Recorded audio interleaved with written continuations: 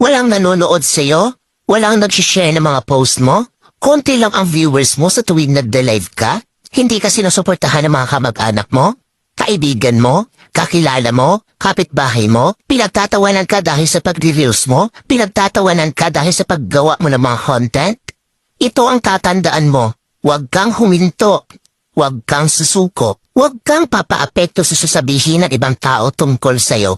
Ipakita mo sa kanila na may mararating ka. Dahil isang araw, kapag marami ka ng followers, kapag marami na ang sumusuporta sa'yo, kapag marami na ang nanonood sa'yo, kapag marami ka ng viewers, kapag marami na ang nagmamahal sa'yo at sumusuporta sa'yo, kapag marami ka ng payout, kapag sinasahod mo na ang sinasahod ng mga sikat na content creator, kapag mayaman ka na, kapag marami ka ng pera, ay manunood na yan sila sa'yo.